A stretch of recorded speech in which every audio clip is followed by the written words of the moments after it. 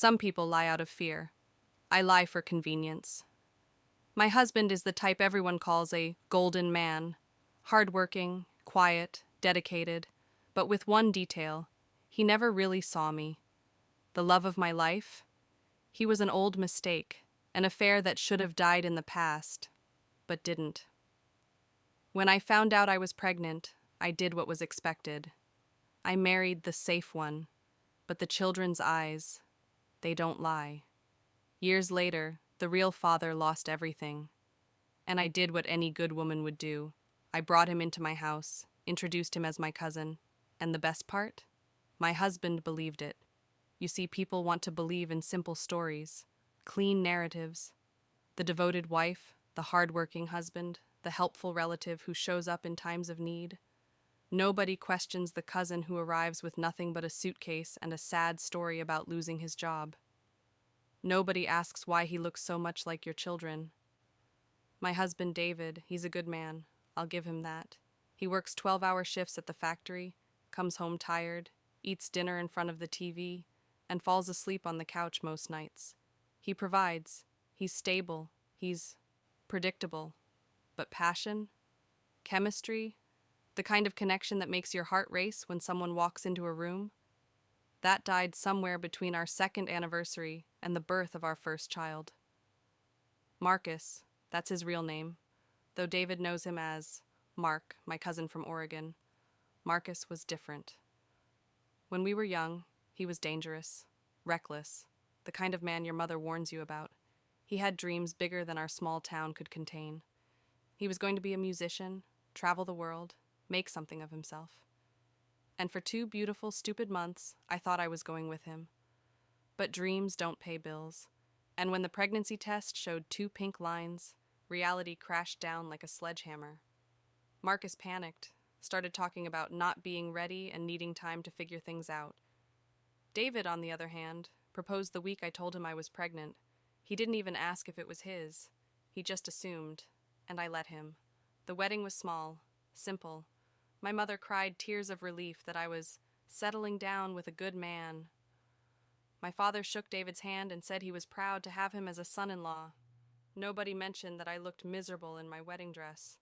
Nobody asked why the groom seemed more excited than the bride. When Emma was born, she had Marcus's dark hair and his green eyes. David just said she looked like his grandmother. When Jake came along 2 years later, yes, David and I did try to make our marriage work. He had the same features. Strong family genes, David would say proudly, bouncing Jake on his knee. If only he knew how right he was. The years passed. I played the role of devoted wife and mother. School pickups, soccer practices, family barbecues. David worked overtime to provide for us. He bought me jewelry I never wore, planned vacations to places I didn't want to go. He tried in his simple, uncomplicated way. But every night, lying next to him in our beige bedroom with its matching furniture and predictable routine, I felt like I was suffocating. Then Marcus lost everything. The call came on a Tuesday evening. His business had failed. His wife had left him. Yes, he'd married someone else, had his own family. Funny how life works out. He was broke, homeless, and desperate. And I saw my opportunity. David, I said over dinner that night, I got a call from my cousin Mark today. Remember him? From Oregon? David looked up from his meatloaf. The one from your mom's side? That's the one. He's going through a really tough time. Lost his job, his apartment. He needs a place to stay for a while. David, predictable as always, didn't hesitate. Of course he can stay here. Family helps family. That's the thing about good men. They make it so easy to manipulate them. They want to believe in your goodness so badly that they ignore the obvious lies. They trust because they can't imagine the depth of deception you're capable of. Marcus arrived on a Sunday. I watched from the kitchen window as David helped him carry his few belongings into the house. When they walked through the front door together, my heart stopped. Emma, now 8 years old, looked up from her coloring book and stared. "Mom," she said slowly, "why does Cousin Mark look exactly like me?" The silence stretched for an eternity. Marcus stood frozen in the doorway, his green eyes wide with panic. David looked between Emma and Marcus, confusion flickering across his face. And I laughed. Sweetheart, he doesn't look exactly like you. You both just have the same family features. That's what happens when people are related. I ruffled Emma's hair and smiled at David. Remember? I told you my mom's side has those strong genes. David relaxed immediately. Oh, right. Yeah, Emma, you and Jake definitely got the green eyes from your mom's family. He slept in the guest room, ate at the same table, played with the children. Sometimes my husband would even say, "The kids are so much like him. It's the family blood, right?" Cousin Mark looked at me in a way no one else did. And in the early morning hours, I would cross the hallway. It was perfect. The biological father of my children living with us. And nobody suspected. Not even when my daughter accidentally called him Daddy. Not even when I fell ill, and he held my hand before my own husband did. The routine was almost domestic in its simplicity. Marcus would wake up early before David left for work. They'd drink coffee together in the kitchen, talking about sports or the weather or whatever mundane topics men discuss when they're trying to fill silence. David liked having another man in the house, someone to fix things with, someone to watch the game with on Sundays. "Mark's really handy," he'd tell his friends at work. "Fixed our garbage disposal and painted the fence last weekend. We're lucky to have family like that." The children took to Marcus immediately. Emma would curl up next to him on the couch while he read her stories. Jake would follow him around the yard, helping with whatever project David had assigned for the weekend. They called him Uncle Mark, but their eyes recognized something deeper. There's an instinct children have, a primal recognition of their own blood. They gravitated toward him in ways that should have been obvious to anyone paying attention. But David wasn't paying attention. David was just happy his kids liked their cousin. The first time I slipped into Marcus's room, it was 3 weeks after he'd moved in. David was snoring in our bedroom, exhausted from another long shift. The house was quiet, except for the old floorboards creaking under my bare feet. Marcus was awake, sitting on the edge of the bed, staring out the window at the street lamp's yellow glow. "I can't do this," he whispered when he saw me in the doorway. "Do what?" I asked, though I knew exactly what he meant. "Live here, pretend. Watch you with him. Watch my kids call another man Dad." I closed the door behind me and sat next to him on the narrow guest bed. "You lost the right to call them your kids 9 years ago when you walked away. I was scared. You were a coward, and now you're here because you have nowhere else to go." He turned to face me then, his green eyes, Emma's eyes, Jake's eyes, filled with a pain that almost made me feel guilty. Almost. "So what is this?" he asked. "Punishment?" "This is opportunity," I said. "You get to be in their lives. They get to know their real father. And David gets to keep believing in his perfect little family. And you? What do you get?"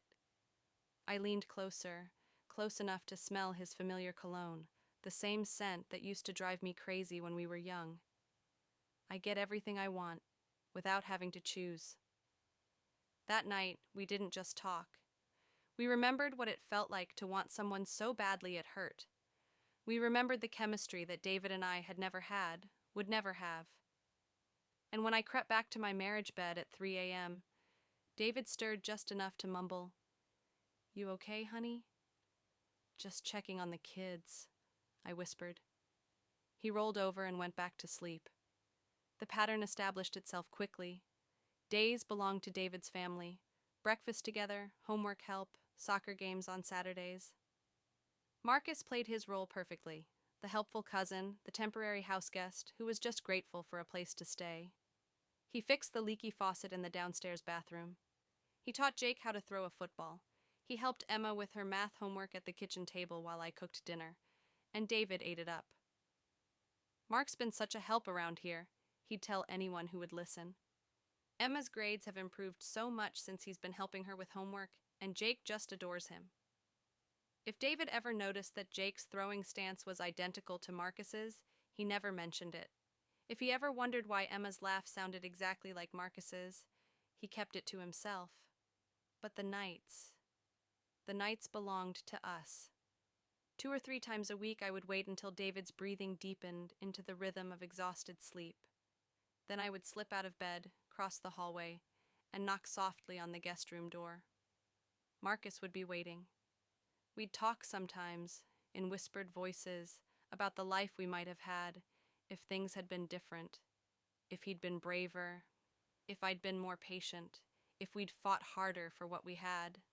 But mostly, we just tried to make up for 9 years of separation in stolen hours between midnight and dawn. It was during one of these late-night encounters that Emma had her nightmare. She was going through a phase where she'd wake up crying, convinced that monsters were hiding in her closet. Usually, she'd call for David. "Daddy!" in that high, scared voice that would have him stumbling down the hallway in his boxer shorts and t-shirt. But this time, she called for Uncle Mark. Not me, not David. Marcus. I froze in his arms as her voice echoed through the house. Uncle Mark, I'm scared." David's voice came from our bedroom. "I'll get her, Mark. Go back to sleep." But Marcus was already pulling on his clothes. "I should go," he whispered. She called for me. I watched from the guest room doorway as he padded down the hall to Emma's room. I heard his voice, gentle and soothing. "What's wrong, sweetheart?" "Bad dream." "There's monsters in my closet," Emma sobbed. "Well, let's check together, okay? I bet they're more scared of you than you are of them." David appeared in the hallway, rubbing his eyes. "Everything okay?" "Just a nightmare," Marcus called softly. "I've got it handled." David yawned. "Thanks, Mark. You're good with kids." He went back to bed. I listened as Marcus spent the next 20 minutes checking Emma's closet, looking under her bed, telling her a story about brave little girls who weren't afraid of anything. When she finally fell back asleep, he kissed her forehead, the same way David did, the same way I did, the same way a father would. Later, when he came back to the guest room, I was still waiting. "She called for you," I said. "Kids get confused when they're scared." She wasn't confused. He sat heavily on the bed, running his hands through his hair. "This is getting complicated." "It was always complicated. That's what makes it interesting. Your husband is a good man, Claire. He doesn't deserve this." David gets exactly what he wants: a wife, 2 kids, a house in the suburbs, Sunday barbecues with the neighbors. He's living his dream. Built on a lie. Built on what works. That was the difference between us. Marcus still had a conscience. He still believed in concepts like right and wrong, honest and deceptive. I had moved beyond such simple distinctions.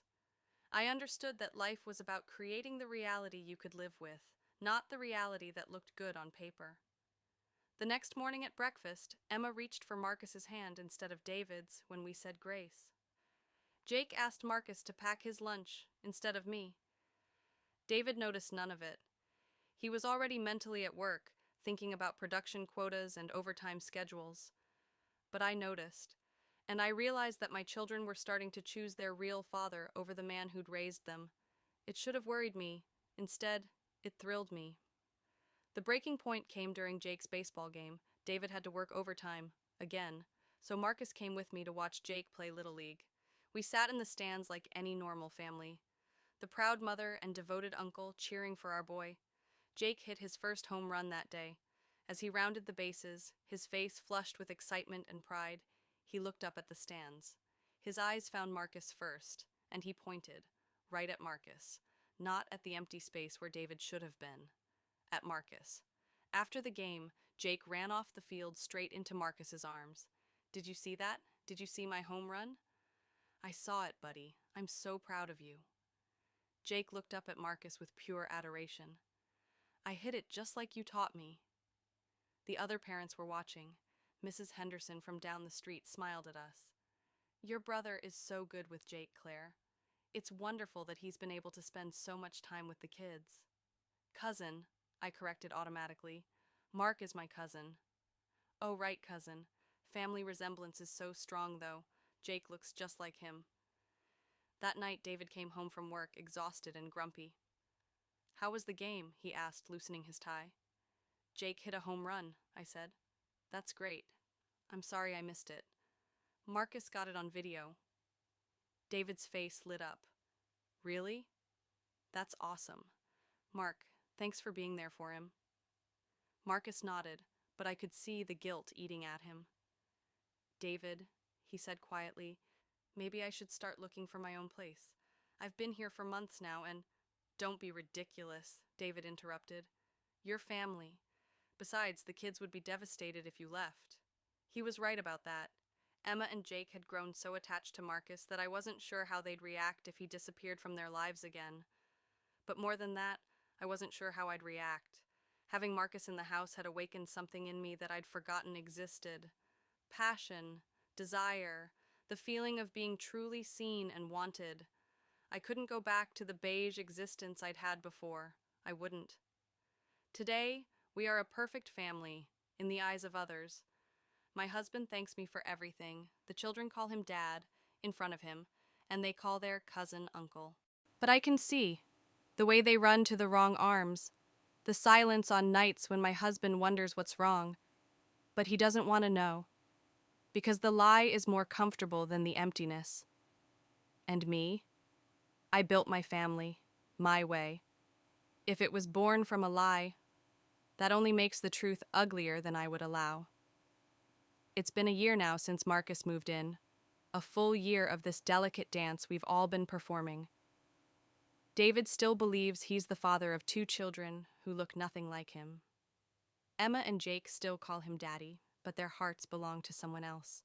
And I still cross the hallway in the dark, finding solace in the arms of the man I should have chosen a decade ago. The guilt should eat at me. I should lie awake at night, tormented by the web of lies I've woven. I should feel sorry for David, working double shifts to support a family built on deception. I should worry about what this is doing to my children, growing up in a house where nothing is what it seems. But I don't, because for the first time in 9 years, I'm living authentically. I'm with the man I love. My children know their real father, even if they can't call him by that name. And David is happy in his ignorance. He comes home every night to a house full of people who care about him. He has 2 beautiful children who respect him, even if they don't share his DNA. He has a wife who takes care of him, even if she doesn't love him the way he deserves. And he has a friend in Marcus, someone to share a beer with on Sunday afternoons. Isn't that enough? Isn't that more than most people have? I watch them sometimes, David and Marcus, working together in the garage or watching football in the living room. They've become genuine friends. David trusts Marcus completely, relies on him, values his opinion. If he knew the truth, it would destroy him. Not just the betrayal, but the loss of the brother he never had. So I protect him from that pain. I maintain the lie that keeps our little world spinning smoothly. I am the director of this family drama, and I make sure everyone plays their part perfectly. Emma is 10 now, and she's starting to ask questions. "Mom, why do I look so much more like Uncle Mark than Daddy?" "Genetics are funny, sweetheart. Sometimes family traits skip generations. But Jake looks like Uncle Mark too. You both got the strong genes from my side of the family." She accepts these explanations for now, but I can see the wheels turning in her bright mind. She's too smart for her own good, just like her real father. Someday, she'll figure it out. Maybe Jake will too. And when that day comes, I'll be ready. I'll sit them down and explain that sometimes adults make complicated choices for complicated reasons. That love isn't always simple or clean or easy to understand. That David is still their father in every way that matters, even if Marcus gave them life. Will they forgive me? Will they understand that I did what I thought was best for everyone? Or will they hate me for stealing their chance to know the truth from the beginning? I don't know, but I know this. I gave them a stable home, 2 men who loved them unconditionally, and a mother who fought to keep the family together, even when it meant sacrificing her own moral certainty. That has to count for something. As for Marcus, he stopped talking about finding his own place. He's settled into his role as the beloved uncle, the helpful cousin, the man who fills in the gaps that David's work schedule creates. He coaches Jake's baseball team now. He helps Emma with her science projects. He fixes everything that breaks in this house, including the broken pieces of my heart. And late at night, when David is exhausted from providing for us all, Marcus and I still find each other in the darkness. We're older now, more careful, more aware of what we have to lose. But the connection between us hasn't dimmed. If anything, it's grown stronger, deepened by the years of separation and the precious nature of our stolen time. Is it wrong? By conventional standards, absolutely. I'm committing adultery with the father of my children while my husband sleeps down the hall. I'm lying to everyone I'm supposed to love most. I'm teaching my children that deception is acceptable when it serves your purposes. But conventional standards gave me a marriage without passion, children who didn't know their real father, and a life that felt like slow suffocation. My standards gave me a family where everyone gets what they need, even if they don't get what they think they want. David needs to feel like a provider, a protector, a patriarch. I give him that. The children need stability, love, and both their parents in their lives. I give them that. Marcus needs to be connected to his children, even if he can't claim them publicly. I give him that. And I need to feel alive, desired, authentic in my own skin. I give myself that. It's not perfect. It's not what anyone would design if they were starting from scratch. But it works. And in a world where so many families fall apart, where so many children grow up without fathers, where so many marriages end in bitter divorce, maybe works is enough. People talk about truth like it's always noble, always necessary. But sometimes truth is just destruction, wearing a righteous mask. Sometimes the kindest thing you can do is let people believe in a version of reality that doesn't crush their spirit. David believes he's a good father and husband. He is. Emma and Jake believe they have a loving family. They do. Marcus believes he's found a way to be part of his children's lives without destroying anyone else's happiness. He has. And I believe I've created something beautiful out of the mess I made a decade ago. I have. So, judge me if you want. Call me a liar, a cheater, a manipulator. You wouldn't be wrong. But also call me a woman who refused to settle for a half-life. Call me a mother who found a way to give her children everything they needed. Call me someone who understood that sometimes love requires deception, and sometimes the greatest kindness is a beautiful lie. Tomorrow morning, David will wake up and kiss me goodbye before heading to work. Marcus will help me make breakfast for the kids. Emma will ask Marcus to braid her hair because he's better at it than David. Jake will want Marcus to drive him to school because his stories are funnier than mine, and David will come home to a house full of people who are genuinely happy to see him. He'll never know that the happiness is built on a foundation of lies. He'll never know that his children's love for him is real, even though their genetics aren't his. He'll never know that his wife protects him from a truth that would destroy the life he treasures. He doesn't need to know. None of them do. Because the truth isn't always beautiful. Sometimes it's ugly and sharp and breaks everything it touches. Sometimes the lie is kinder. Sometimes the lie is love. And sometimes, when you're brave enough to live in the space between right and wrong, you can build something that shouldn't work but does. Something that shouldn't be beautiful but is. Something that shouldn't be family but becomes the most real family any of us have ever known. I am the keeper of secrets, the guardian of the lie that keeps us all whole, the woman who chose chaos over safety and somehow, impossibly, found peace in the center of the storm. And I would do it all again. Every lie, every deception, every midnight crossing of the hallway. Because this is my family. Complicated, imperfect, built on foundations that would horrify conventional wisdom. But mine. And I will protect it with everything I have, even if that means protecting it from the truth itself.